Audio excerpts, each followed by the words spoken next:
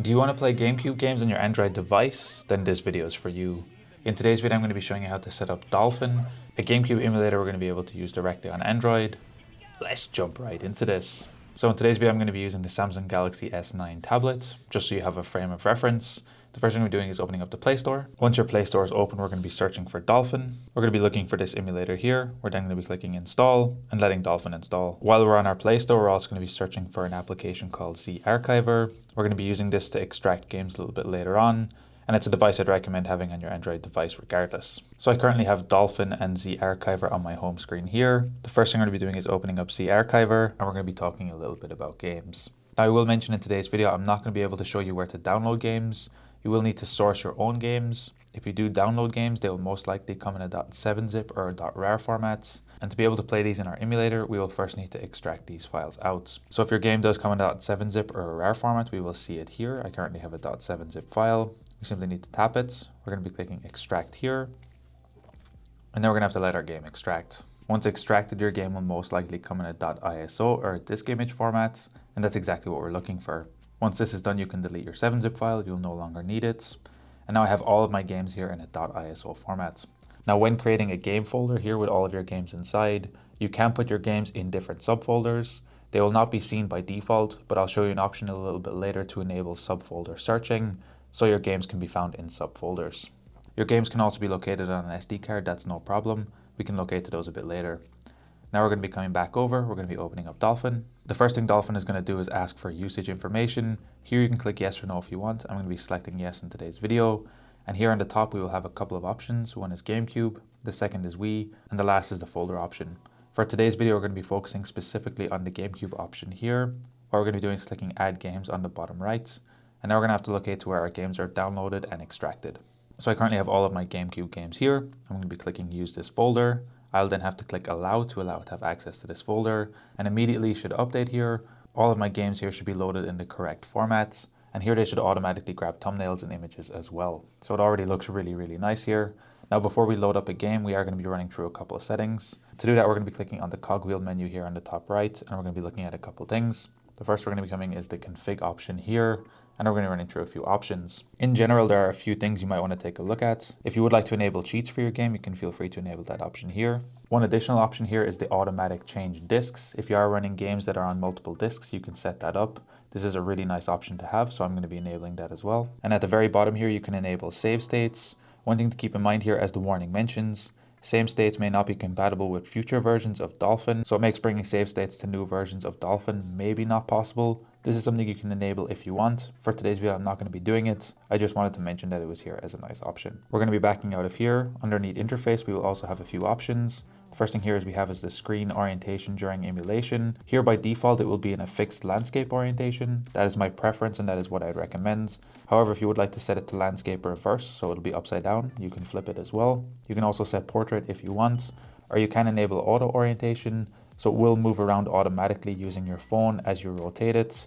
This is an option you can set up. I'm going to be leaving it landscape in today's video, but here you can experiment with what you want. Depending on the device you're using, you can also enable the cutout area here. So it will basically expand the area to around where your notch is. My device does not have a notch, so I'm going to be leaving it off, but it is an option you can set up here as well. Underneath paths, one additional thing you might want to enable here is the search subfolders for games. If your games are in individual folders inside your file directory, you can enable this here, just so it searches subsequent folders inside your selected folder. Inside the GameCube option, there's not actually anything I'd recommend taking a look at. There are a couple things you can take a look at under the advanced option, but by default, it's not something I'd really take a look at. These are all of the configuration settings. Then if we come back to our general settings here, we're going to be looking at graphics settings. And here we're going to be looking at a few things. The first thing we can do is look at our video backend. By default, it will likely be on OpenGL. If your system can handle it, I'd recommend setting it to Vulkan. However, if you are having any issues on your device or certain games, feel free to set it back to OpenGL or even software, but Vulkan can give the best performance here. I would also recommend enabling here compile shaders before starting. This will cause a small delay when loading a game while all the shaders are compiled. However, it will reduce stuttering and performance a little bit later on when running your game. Underneath aspect ratio, by default it is set to auto, which I'd recommend leaving.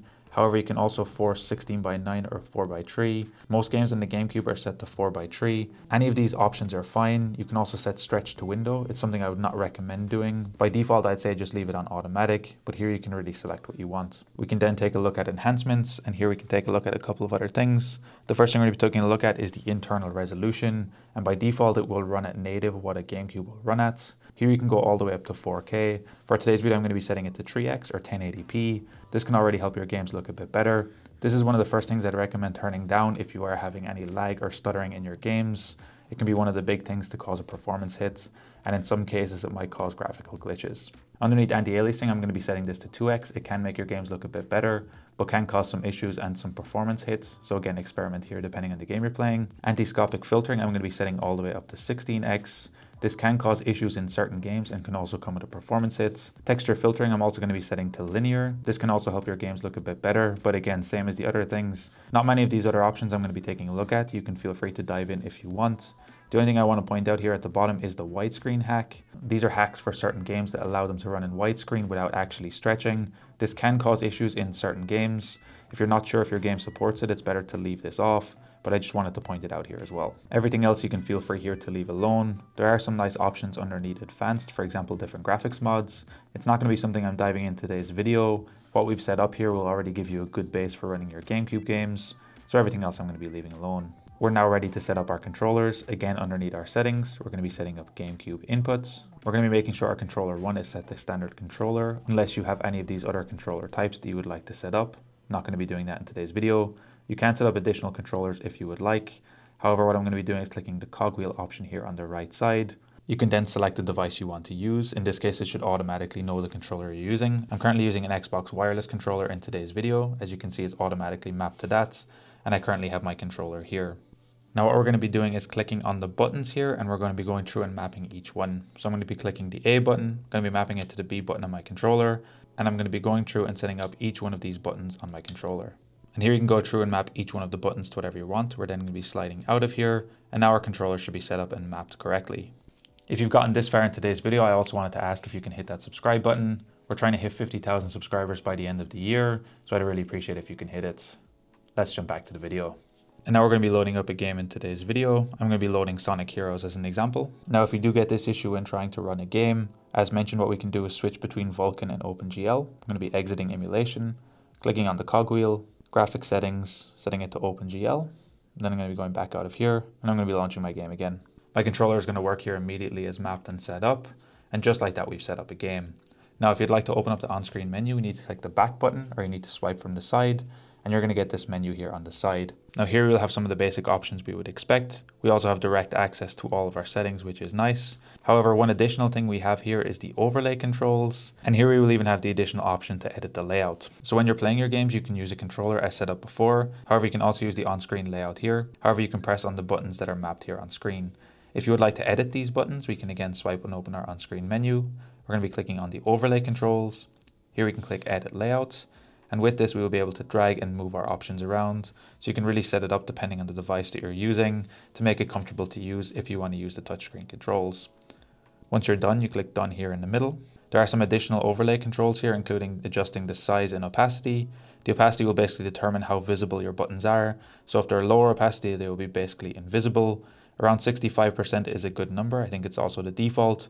And you can also scale your buttons here if you want them to be larger or smaller. Here again, you can experiment a bit with this layout. We can also reset the values here, and you'll be able to set up the controls exactly how you want. So here you can choose to use an external controller if you want, or the on-screen controls. Both of these options are perfectly fine. And just like that, you have set up, and now you can play GameCube games directly on your Android device. If you guys enjoyed this video, be sure to drop a like. Subscribe if you're new, check out the other videos on the channel. Until next time, guys, as always, keep it saucy. Peace.